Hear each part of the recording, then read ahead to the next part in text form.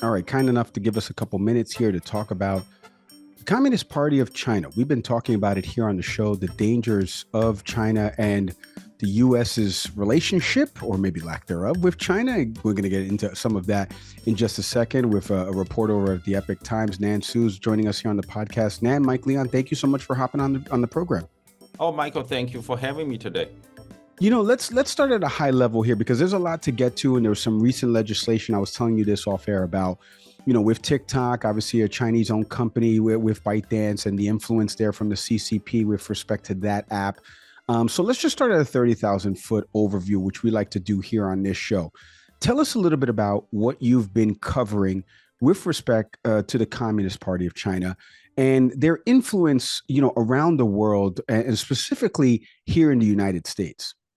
Well, the Chinese communist regime has been in the last almost 25 years after we allowed China to join WTO, they have been in every way infiltrated into the Western world, especially the United States, because in the minds of the Chinese Communist Party, the United States is always the number one enemy of the communist regime, because the entire regime is based on an ideology that's totally against the freedom. Now, specifically in the most dangerous part was in the last 20 some years, they have been getting not only the jobs, industries, consumer markets, investments, technologies from the United States, but they have been, getting those for their military purpose. Specifically, ever since 2015, the Chinese Communist regime, they started the effort of establishing a so-called military and civil fusion program.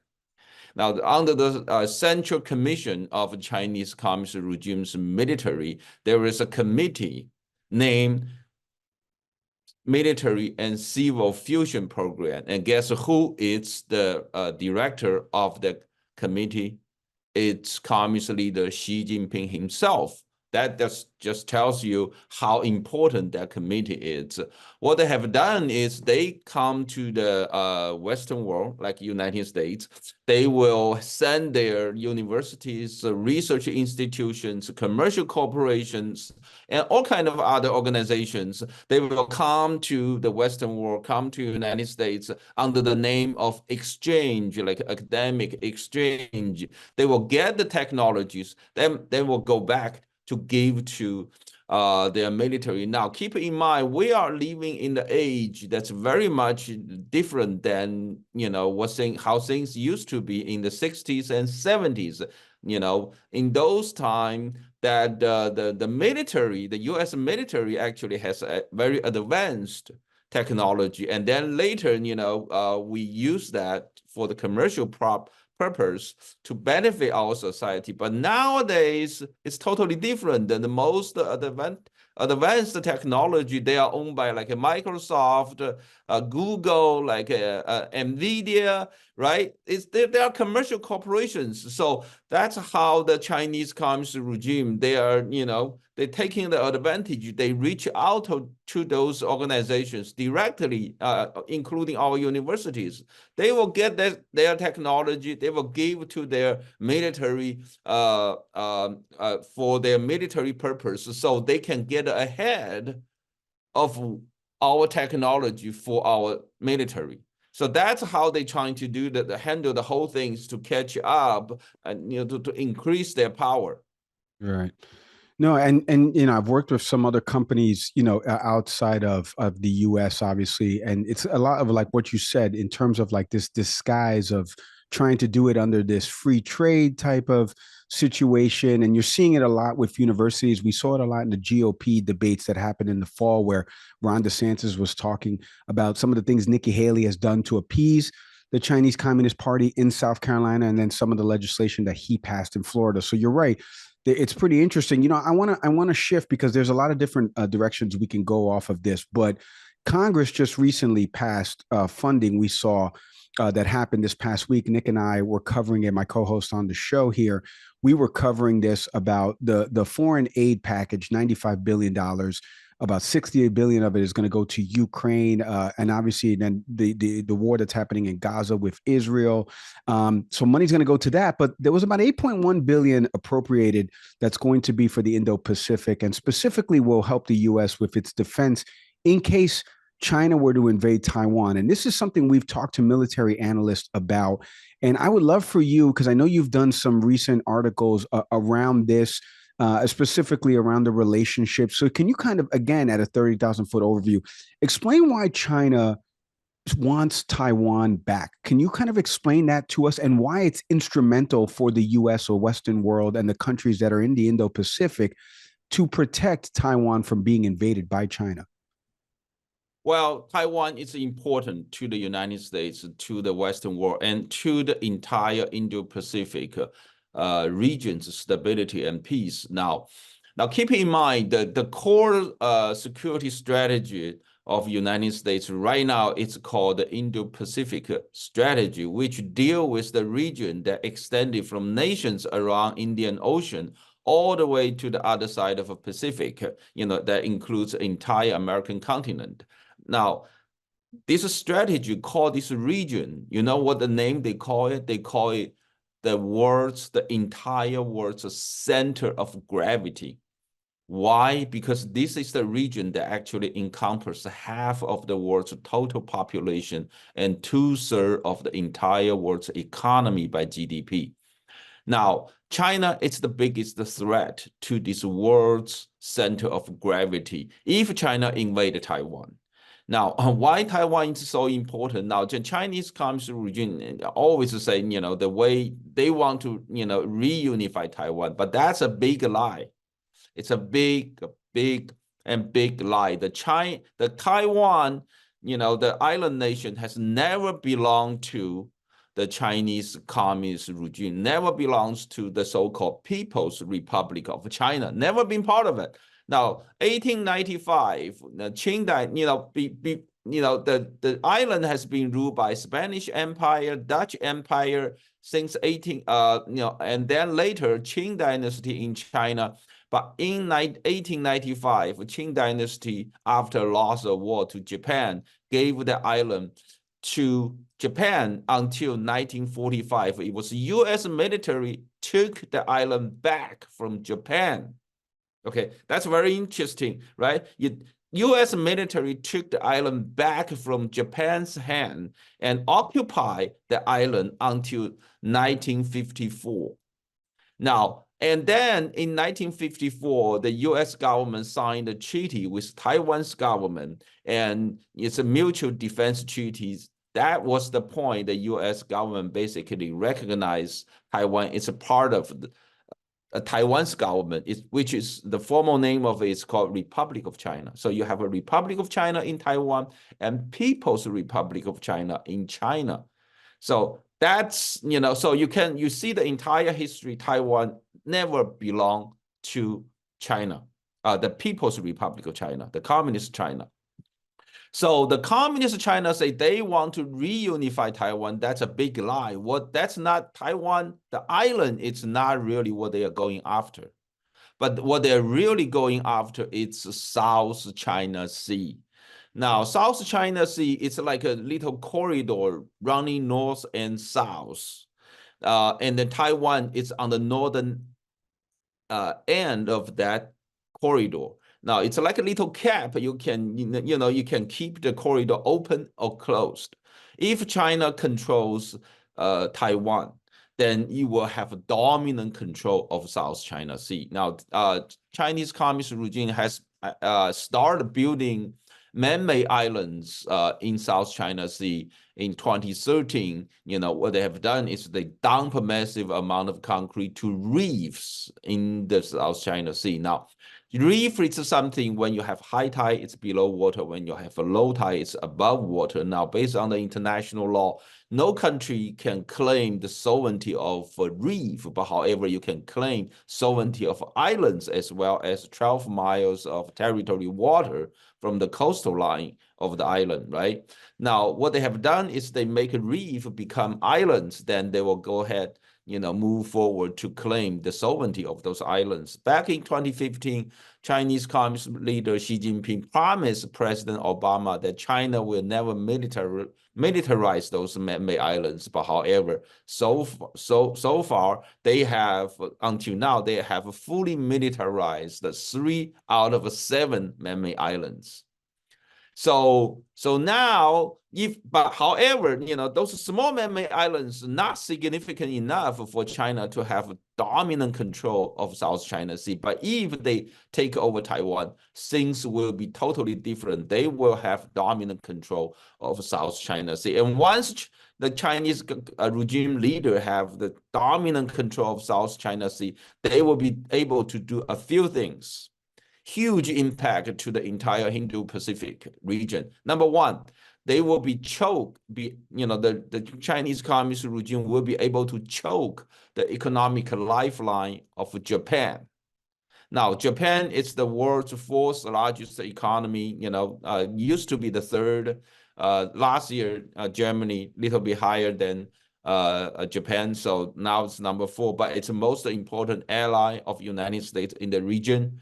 But that, our Japanese friend have some fatal weakness, I would say, because it's an island nation. Most of the resources and economy, 1/3 of the economy really depending on trade, the transportation line. Most of those resources need to go through South China Sea to come in. That's number one. Number two, China will have a lot more say on the global economy. Why? Because every year you have about 10 trillion global trade, and close to 40% of that 10 trillion need to go through South China Sea. And number three, if the regime controls South China Sea, they will have a dominant influence to the Southeast Asian countries. And why are those countries so important? Because right now, the U.S. corporations, the Western corporations are relocated their supply chain out of China because of the escalating geopolitical risk, right? But once they get out of China, guess where they're going?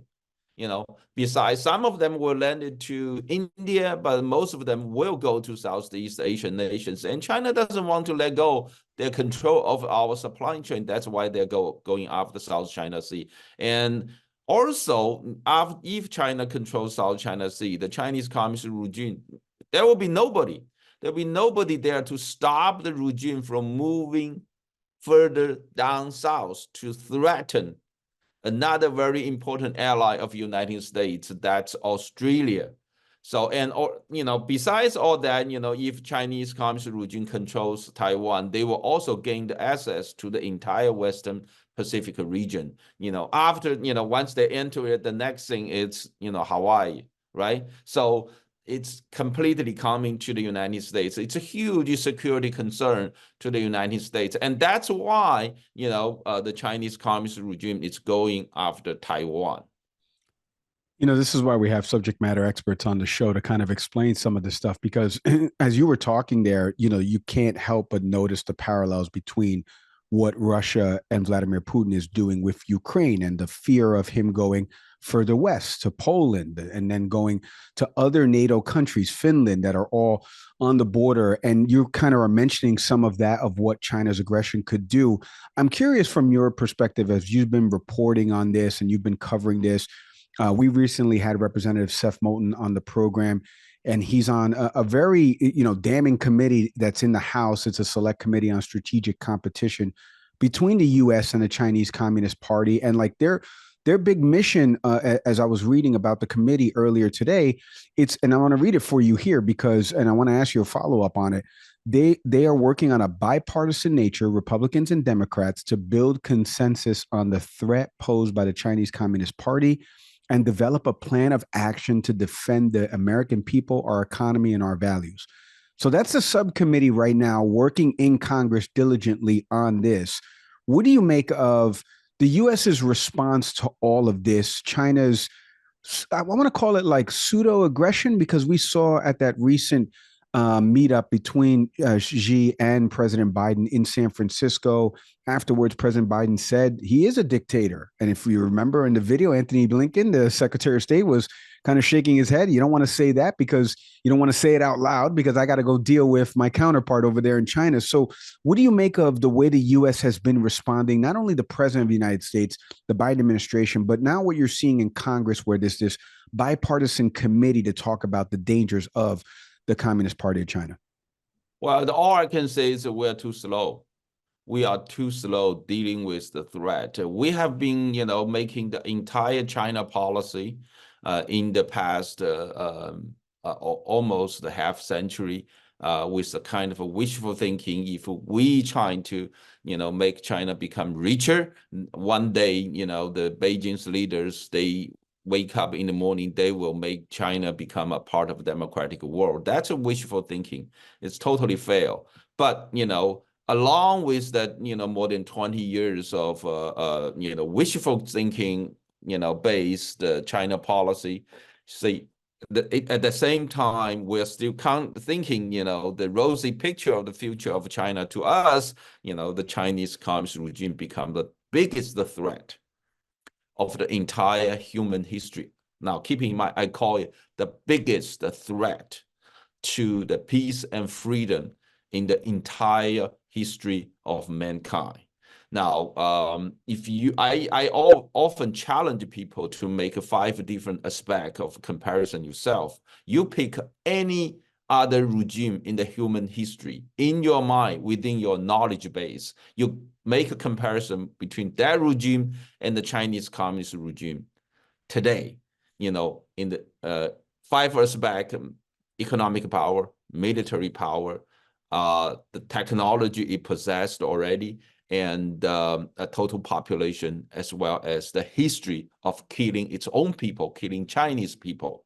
Now, there's nobody make a more threat to the global peace and humanity, I would say, in the entire human history, more than the communist regime in China today. So we are really still, I think we're really way behind that what we should have done, by today. So we need to move forward a lot faster in order to keep our future generations safe. Quick break from the pod. As always, we are presented by our friends over at SeatGeek. If you need tickets to the biggest concerts, shows, sporting events, MLB season that's starting up this coming week, you got the NBA and NHL playoffs coming up soon, SeatGeek has got you covered. Nick, did you download the SeatGeek app like I told you? Did. We're excited to use it because we've got, obviously, the Phillies starting up this season. So I'm excited to take my girls out there and just take full advantage of the perks we get as partners. That's right, as you should, as should our audience right now. So if you're watching or listening to this, when you download the app, you put the tickets in the cart. When you hit the checkout, there's going to be a little promo code field right there. Do me a favor, enter in the promo code, Can We Please Talk, all one word. You're going to get $20 off that purchase. Download the SeatGeek app or go to SeatGeek.com to get your tickets today. Well, I want to stay on that because moving faster, something else that Congress did, you and I were talking about this off air recently, and it's around, obviously, there's a big election coming up here in the U.S. This November, and there's always misinformation, disinformation that gets spread out there. Social media platforms are at a core center of this. And we saw recently in Congress, there was an attempt first a couple months ago to pass some legislation around banning the use of TikTok. TikTok is owned by ByteDance, which is a Chinese-based company, and there's been some allegations that it is obviously owned by the Chinese Communist Party, or at least they're able to share all of the data and privacy information that they get from that application to the Chinese Communist Party. So I want to get from your perspective as you're reporting on this and covering this for so long, what do you make of Congress's attempts right now, specifically around banning an app that could be, or at least appears to be, foreign influenced by what you're calling as the biggest threat, that we're all facing here on this planet, the country of China? We're facing this threat. And here is an app that There's been some pushback from some on the left. There's some pushback, very little from some on the right, but most are unified that TikTok should not be allowed in the US. And it has a different interface in China versus in other countries. And so they point to that, the data collections. What do you make of the bill overall and its attempts to stop the Chinese Communist Party from accessing foreign data of customers? Well, I would say, considering the data security, it's only one aspect of the effort. Now, give you an example. Back in January 13th of this year, Taiwan has a presidential election. Now, before Taiwan's election, there's a tremendous propaganda effort made by the Chinese Communist regime. They have their preferred candidates, because if those candidates are elected, it will be much softer, when it comes to the policy to the communist regime in China. And then there are candidates they are strongly against, so they have a huge propaganda war, in Taiwan's society, spreading disinformation and rumors and painting an image that if you elect the strong candidate against the communist regime, you are choosing a war. If you elect those candidates that's more friendly to the regime, then you choose a peace, right? And guess who is the biggest player of the propaganda battle? TikTok. So, we have a presidential election coming too. I mean, we just recently have a FBI report that the Chinese Communist regime trying to infiltrate into the US media and the Twitter, into Facebook.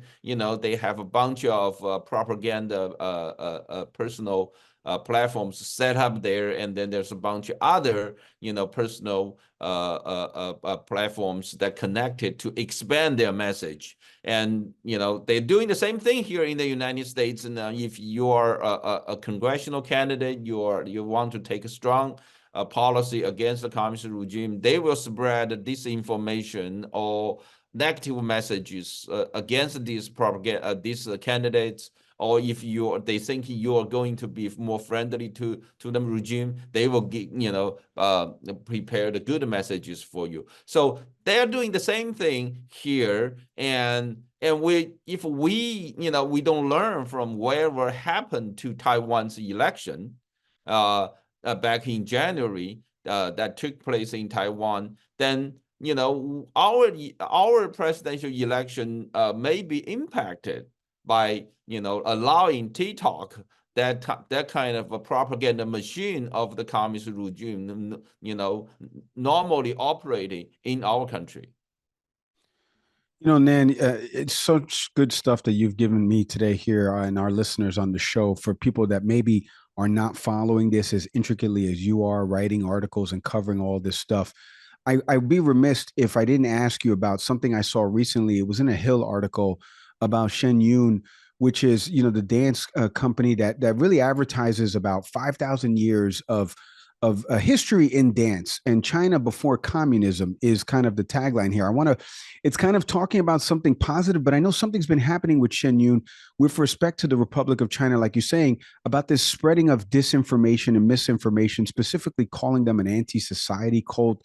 So can you kind of tell our audience a little bit, because here in the US, I'm very familiar with Shen Yun. I mean, they've recently performed here in Miami where I live, and I know probably our listeners have seen advertisements in their city for them. Can you kind of talk a little bit about what the company does, the dance performance company does, and what their mission is, and then a little bit about what's been going on here with the Republic of China trying to stop information like that, like you just said, from spreading, because it's spreading a message of what it was like before communism. And for some reason, we know why, but you can explain a little bit further, the Republic of China doesn't want that message to get out. So give us a little bit about Shen Yun and the struggles that their dancers have been been saying to the media about the influence that the Republic of China has on them. It's called the People's Republic of China. Yeah. So right. The People's Republic of China is the communist China. The Republic of China is that's the government in Taiwan. So See? It's a different. Okay. There we go. That's why we have the expert on. That's right. So now the People's Republic of China, PRC, the Communist China, they have tried in every way to stop Shen Yun's performance all over the world. Now, Shen Yun, they have 8 companies touring all around the world every year. Every year, they reach out to more than 1 million audience. It's really a world-class show. Now, what they perform is to give people the understanding and education what Chinese culture was prior to the communism. And audience walk away from that show with an idea what China could be if without communist regime. So that's the biggest threat, the communist regime consider to its ruling power. So now they have tried to every way, if you talk to a lot of venues that host the Shen Yun before, they will tell you, most of them will either receive phone calls or letters from the local Chinese embassy or the country's Chinese embassy or local Chinese consulate and threaten them to cancel the show, not to let Shen Yun to use their venue. So this is kind of things going on ever since 2007. And I remember one scenario, one year that Shen Yun went to Australia to perform, and the Chinese ambassadors in Australia actually sent a letter to every single PM, every single member of parliament, and ask them not to go to Shen Yun's show. And as the result, after they send the letter, actually most of the parliament members show up in the show. I remember I saw the report. It was make me laugh, because actually while all these parliament members are sitting there waiting for the show to start, one parliament member actually make a joke. He said, "Oh, hey, since we are all here, don't waste the time. Let's move forward and pass a couple bills here." So it's not really successful, the effort, but however, recently they have been, Shen Yun, based on what we learned, that the New York Times, it's preparing a hit piece against the Shen Yun. Now, what Shen Yun realized, we learned from Shen Yun, is New York Times, they actually put a couple reporters, on a story about Shen Yun, but it seems like they're only interested in collecting the negative stories about Shen Yun. They will only reach out to the people who may have some negative things to say about Shen Yun. That's how they, kind of prepare the story in the past 6 months. The story has not yet been published. But however, in the past 25 years, now, Shen Yun, it's a group kind of more or less related to Falun Gong, because Shen Yun started by a group of Falun Gong practitioners who came to United States because the persecution of Falun Gong, right?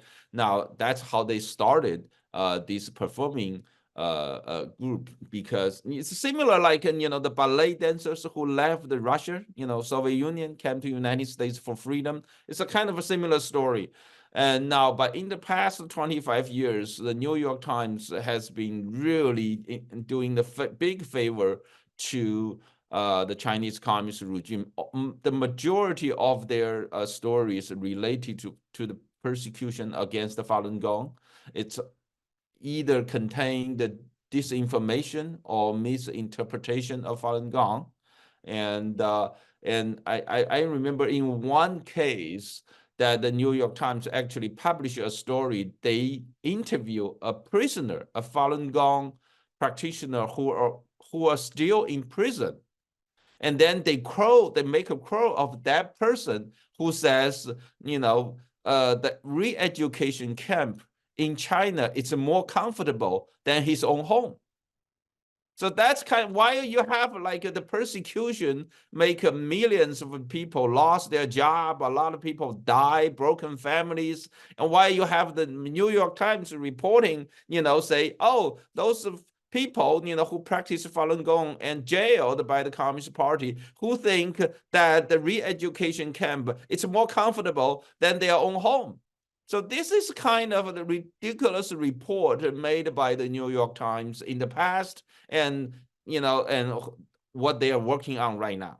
Nan, this is why we have folks like you on the show. We've dedicated a space here for subject matter experts that can kind of explain the totality of a subject matter. You've been covering it for so long. You can go check out all of Nan's work over at the Epoch Times. Nan Soon, thank you so much for hopping on the podcast. Can't thank you enough. Continued success to you, and please stay safe. All right. Thank you so much for having me. Hey, thanks for watching the Can We Please Talk podcast. Whatever clip you just watched, we hope you enjoyed it, and we hope you stick around for some more. Subscribe to the channel. My partner's over here smashing the button. Come on, do him a favor. So hit subscribe.